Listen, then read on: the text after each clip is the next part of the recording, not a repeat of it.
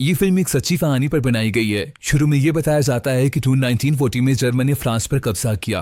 Basically इस film की कहानी एक किरदार एवन ऑन से स्टार्ट होती है जो कि वैडी में जा रहा होता है और पीछे आने वाली कैनम के सोल्जर इस आदमी को इन्वेस्टिगेशन के लिए ले जाते हैं। वो लोग समझते हैं कि वो सेलर है, उसे जाने दिया जाता है। गाड़ी लेकर वो ऐसी जगह जाता है जहाँ बहुत सी एयरप्लेन्स खड़े होते हैं और वहाँ एक रूम में एंटर हो जाता है। वहाँ एक आने वाला ऑफिसर बताता है कि जंग खत्म हो गई है और इंग्लैंड में मरने से बेहतर है तुम फ्रांस में रहो। ये कहकर वो चला जाता है। वहाँ पास खड़े कुछ जर्मन के ऑफिसर पायलट ऑफिसर्स बात कर रहे होते हैं। जैसा कि वो कहते हैं कि प्लान्स हमारे पहले से ही तैयार हैं। पहली बात, हम रॉयल एयरफोर्स को तबाह कर देंगे। फिर पास खड़े एक एयरप्लेन में एवन जाकर बैठ जाता है और उसको ले जाता है। पायलट ऑफिसर इसको रोकने के लिए भागते हैं लेकिन एवन चला जाता है। नेक्स्ट सीन में पायलट ऑफिसर ऑफिस की जगह दिखाई जाती है जहां एयर अटैक्स हो रहे होते हैं।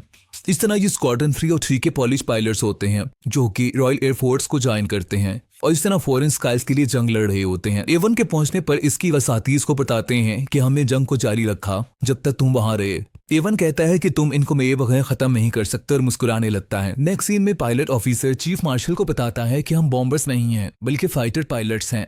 हमने बहुत सी जर्मन को पोलैंड में शॉट डाउन किया है और सी स्किल आपकी रॉयल एयरफोर्स का तजर्बा है। इस पर मार्शल इसको थोड़ी इंस्ट्रक्शन करता है जिस पर वो ये सर कहकर चला जाता है। इसी तरह नेक्स्ट सीन में दिखाया जाता है कि एयरक्राफ्ट टीम का पायलट एयरक्राफ्ट में बैठा होता है और एक लेडी की पिक को देख रहा होता है और फिर फ्लाइट लेता है। अपने फ्लाइट के साथ वो मुसलसल इंस्ट्रक्शनल पॉइंट ऑफ व्यू से कांटेक्ट में रहता है। एयरक्राफ्ट से मुसलसल फायरिंग की जाती है और वो अपने ऑपोजिट एयरक्राफ्ट को बहादुरी से गिरा देता है। कब एक ऑफिस सिखाया जाता है जहाँ 2 ऑफिसर्स बैठे होते हैं जिनमें से एक का नाम मिलो होता है। जब वो बाहर आते हैं तो वो देखते हैं कि इवन अपनी राफ्टिंग को लेकर वहां पहुंच चुका होता है। थोड़ी देर में ट्रेनर वहां जाकर उनको पे अटेंशन कहता है और बहादुर पॉलिश पायलट्स भी कहता है और कहता है कि तुम्हें राफ्ट में वेलकम कहा जाता है। अब ये मेरी ड्यूटी है कि मैं तुम सबको टीच करूं। उसके बाद पॉलिश पायलट्स को लैंग्वेज पढ़ाई जाती है जो कि इनको लैंग्वेज बैरियर्स होते हैं और इसके बाद इनकी कुछ चेकअप भी किए जाते हैं जो कि आई साइट टेस्ट किए जाते हैं। थोड़ी देर में इन सबको एयरक्राफ्ट की तरफ ले जाते हैं और एवन बताता है कि एयरक्राफ्ट को जमीन से उतारने से पहले इसकी व्हील्स को खोल देना। फिर एवन मार्शल बताता है कि एक चीज जो हम जानते हैं वो ये है कि उड़ना कैसे है। मिलो किस्टन जो कि कमांडिंग ऑफिसर होता है वो मुसलसल इनसे बात कर रहा होता है। फिर पॉलिश पायलट्स उसको कहते हैं कि ये वो लोग हैं यानी जर्मन वो लोग हैं जो हमारे लोगों को मार रहे हैं और हम कुछ नहीं कर रहे हैं। और वो आवाज लगाता है जैसे कि मेरी बीवी और एक छोटी लड़की। मिलो इनकी बातें सुनकर बहुत गुस्से में आ जाता है और कहता है कि मैं जानता हूँ कि तुम अच्छे तरीके से फ्लाइट ले सकते हो लेकिन तुम्हारे अंदर दूसरे एट्रीब्यूट्स भी अहम हैं जो कि लाजमी होने चाहिए जैसे कि यूनिटी और डिसिप्लिन। सिर्फ इन्हीं तरीकों से एक जेंटलमैन हम जीत सकते हैं। ये कहकर मिलो ऑफिस में चला जाता है और अंदर जाने के बाद अपने बड़े ऑफिसर को बताता है कि इनके कुछ इश्यूज आ रहे हैं जैसे कि एरोगेंस, इररिस्पॉन्सिबिलिटी, डिसिप्लिन इश्यूज आ रहे हैं। इस पर वो ऑफिसर कहता है कि तुम कमांडर हो जिसको तुम्हें मैंने हर रिस्पॉन्सिबिलिटी दे दी है, इसलिए तमाम ऑपरेशन में तुम पर छोड़ रहा हूँ और मैं तुम पर रिलाई करता हूँ और तुम रिस्पॉन्सिबल होगे। मिलो बाहर आता है और वो आकर इवन से पूछता है कि कोई प्रॉब्लम तो नहीं है। उस पर इवन बताता है कि वही मसले हैं जैसे स्पीड और वर्किंग इन रिवर्स। वो सब देखते हैं कि एयरक्राफ्ट बुरे तरीके से लैंड होता है और वो भागते हुए एयरक्राफ्ट की तरफ जाते हैं। वो देखते हैं कि एयरक्राफ्ट मिट्टी से भर जाता है जबकि इसमें से निकलने वाला पायलट कहता है कि ये सब व्हील्स की वजह से हुआ। एक्चुअली यहाँ ये दिखता है कि ये सब एयर वार जर्मन्स के अगेंस्ट प्रैक्टिस कर रहे होते हैं जो कि इन्होंने वहां वार करनी होती है। जबकि दूसरी तरफ जर्मन्स को दिखाया जाता है जो कि पायलट ऑफिसर्स होते हैं और वो ये कहते हैं कि रॉयल एयरफोर्स की लास्ट 2 वीक से अपनी ताकत खो रही है और हम इस एयरफेयर्स में उतर रहे हैं जहां अभी हम बॉम्ब गिरा रहे हैं और वो अपने आप को विक्टर्स कहते हैं। इस तरह वो हवा में उड़ने वाले एयरक्राफ्ट को देखते रहते हैं। जबकि दूसरी तरफ दिखाया जाता है कि मिलो अपने पॉलिश पायलट्स को इंस्ट्रक्शन दे रहा होता है और इसी तरह जो लेडीज पायलट्स हैं वो लोकेशन को आइडेंटिफाई कर रही होती हैं। हवा में एयरक्राफ्ट के थ्रू जर्मन से जंग होती है। मिलो गिब्सन जल्दी से बैक होम की कमांड करता है ये कहकर कि ये एक ऑर्डर है। जर्मन की कुछ जहाजों को गिरा दिया जाता है। अब पॉलिश फाइटर्स लैंड करते हैं और देखते हैं कुछ पायलट्स की डेथ हो गई है जो कि जर्मन्स होते हैं। इवन से प्लान करता है तो वो एक कपड़ा लेकर उन जर्मन्स की डेड बॉडीज पर डाल देता है ये कहकर कि ये हम भी हो सकते थे। लेकिन दूसरा पायलट कहता है कि ये भी तुम्हारे साथ ऐसा ही करेंगे जैसा तुम इनके साथ अच्छा कर रहे हो। इस पर वो आइवन को कहता है कि तुम हाफ स्विस हो जिसकी वजह से तुम्हारे अंदर जर्मन्स के लिए हमदर्दी है। और इस तरह वो ये कहता है कि हम यहाँ जर्मन्स को मारने आए हैं ना कि इनके लिए दुआ करने। ये कहकर वो चला जाता है। अब मिलो एक दोबारा मीटिंग अरेंज करता है और सबको बताता है कि हम अपनी दुश्मन को शूट करने जा रहे हैं और तुम सबको स्ट्रिक्टली सब चीजों को फॉलो करना है। इस पर बड़ा ऑफिसर एक मैसेज पढ़कर सुनाता है और वो कहता है कंग्रेचुलेशंस 3 और 3 स्क्वाड्रंस फिर वो कहता है कि तुम्हें कल से मुकम्मल तौर पर ऑपरेशन के लिए तैयार रहना है। इवन कहता है कि हम कल से ऑपरेशन पर होंगे। इस पर सब खुशी से एक दूसरे को गले मिलते हैं। अब ट्रेनिंग के लिए सब चले जाते हैं और तमाम अपना यूनिफॉर्म भी पहन लेते हैं।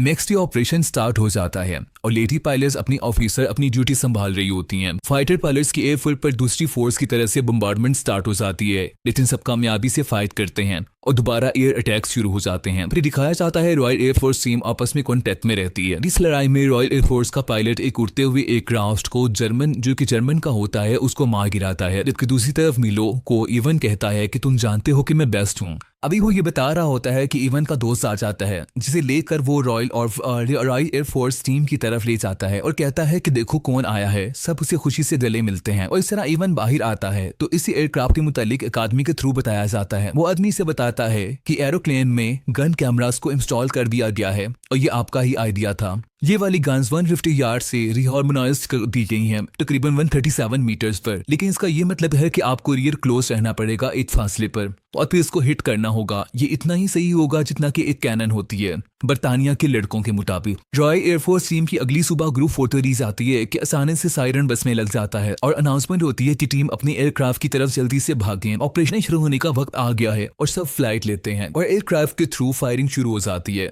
जबकि लेडी पायलट्स दोबारा अपनी पोजीशन एरियाज को लोकेशन को आइडेंटिफाई करने के लिए बैठ जाती हैं। कुछ जहाज़ों को तबाह कर दिया जाता है। फिर एक साइन जाहिर होता है रिफ्यूलिंग और लैंडिंग। जहाज़ों को रिफ्यूल किया जाता है और फिर से फ्लाइट होती है। रॉयल एयरफोर्स टीम की एक टीम मेंबर की एयरक्राफ्ट से बम्बार्डमेंट और फायरिंग होना बंद हो जाती है। अब इस पर ऑपोजिशन जर्मन्स की टीम से फायरिंग होती है और वो जख्मी हो जाता है और इसका खून बहने लगता है। इसका एरोप्लेन भी क्रैश हो जाता है और वो पानी में जा गिरता है, जहाँ इसको एक छोटी सी विक्टिम बच्ची इमेजिन होती है जो कि हंस रही होती है। आखिरकार वो पानी में डूब जाता है। रॉयल एयरफोर्स टीम अब खामोश उदास होती है क्योंकि इनका साथी मर चुका होता है। मिरर किताब रेजिमेंट्री पॉलिश पढ़ रहा होता है। अब दोबारा से एयर वॉर का दिखाया जाता है। एयरफोर्स टीम हवा में एक सुकून से फ्लाइट में होते हैं कि अचानक एक प्लेन पर अटैक हो जाता है और सब बहुत अलर्ट हो जाते हैं।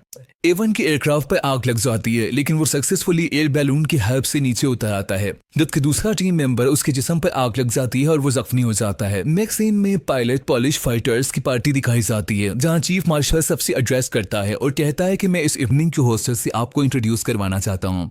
वो एक लेडी को बुलाता है जो कि आकर सबसे बात करती है और वो ये कहती है कि इवनिंग पायलट्स ब्रेव सोल्जर्स के लिए है, जो कि पायलट ऑफिसर्स के लिए है, जिन्होंने इंग्लैंड के स्काइज में हमारे लिए लड़ाई लड़ी। उसके बाद एवन गुस्से में आ जाता है और बोलता है कि तुम हमारे ही शहरों में बॉम्ब गिरा रहे हो और शूट कर रहे हो और हमारा ही शिकार कर रहे हो। हम यहाँ शैंपियन पी रहे हैं और अपने शहरों पर बॉम्ब गिरा रहे हैं। दे आर बुचरिंगर्स और हमें शूट किया जा रहा है और फांसी दिए जा रहे हैं। इसके बाद वो ऐसी बातें करता रहता है जबकि इस मिलो आके इसको चुप करवाता है। अब मिलो कुछ देर में इस रूम में आता है जहाँ जख्मी पायलट्स होते हैं। इनमें से एक का चेहरा भी जला हुआ होता है। वो इसे कहता है कि रिमार्केबल मैन हमेशा ग्रो करता है, तुम्हें इस पर फख्र करना चाहिए। कि दूसरी तरफ एक और पॉलिश पायलट को दिखाया जाता है जो कि कैंडल से लाई बैठा होता है और वो बहुत ही सैड होते हैं क्योंकि उनके साथ ही मर गए होते हैं। इवन उसको आकर कहता है कि तुम यहाँ क्या कर रहे हो, तो फिर वो क्या एयरक्राफ्ट ने उन्हीं लोगों को देखना शुरू कर दिया था। वो तुम्हारी और मेरी तरह लोग थे। इस पर इवन कहता है कि इन प्लेन्स में लोग नहीं थे, लेकिन सिर्फ जर्मन थे, वो जर्मन जिन्होंने हमारे साथ बुरा किया था। मेरी बात सुनो, तुम्हें इन चीजों से गुजरना है। तुम अभी भी जिंदा हो, तुम सांस ले रहे हो एक जंग में, ये सबसे अहम चीज है। वो एक्चुअली एवन उसको उसकी हौसला अफजाई उसको इनकरेज करता है। अब मिलो सब पायलट के साथ मीटिंग करता है और सब फ्लाइट ऑपरेशन पर चले जाते हैं। दूसरी एयर वॉर दोबारा शुरू हो जाती है और बहुत से जहाजों को तबाह कर दिया जाता है। अब एक रॉयल एयरफोर्स टीम के पायलट को कुछ मेमोरी जहन में आती है, जैसा कि एक बूढ़े आदमी को फायरिंग से मार दिया जाता है। अभी वो ये सोच रहा होता है कि इस पर फायरिंग हो जाती है। दूसरी तरफ एवन बहुत परेशान हो जाता है क्योंकि ये सब देख रहा होता है और गुस्से में आकर ऑपोजिशन जर्मन्स के जहाज को गिरा देता है। जर्मन्स के साथ फाइट मुसलसल होती रहती है। अब पॉलिश पायलट्स के दो बचे हुए एयरक्राफ्ट नजर आते हैं, जिसमें से एक का इंजन रुकने से वो क्रैश हो जाता है। अब सिर्फ एवन होता है। एवन पर फायरिंग शुरू हो जाती है। अब सिर्फ एवन बचता है जो कि ओनली सर्वाइवर होता है। पायलट लेडीज देखती हैं कि ऑपरेशन की क्या सिचुएशन है और इनकी आंखों में आंसू आ जाते हैं। अब एवन अपने एयरक्राफ्ट में जो कि जमीन पर गिरा होता है वो जख्मी हालत में जिंदा निकलता है और पास खड़े एक एयरक्राफ्ट की तरफ जाता है और देखता है कि इसके पार्टनर की डेथ हो गई है। वो शेती टूट से और गम में होता है। इस साथ स्क्वाड्रन लीडर बाकी फाइटर पायलट से कहता है ये बहुत एक्सेप्शनल वर्क था और बहुत ज्यादा हम फख्र महसूस करते हैं, लेकिन जो इन्होंने काम किया और जारी रखा, ये अजीम शुक्रगुजारी के मुस्तहिक हैं। ये कहकर वो ऑफिसर्स चले जाते हैं। नेक्स्ट सीन में 1946 का टाइम दिखाया जाता है जो कि लंदन इंग्लैंड में दिखाया जाता है। इवन जहाज उड़ते हुए जहाज़ों को देख रहा होता है और ये भी दिखाया जाता है कि वो शायद 3 दिन में मुल्क छोड़कर शायद अमेरिका चला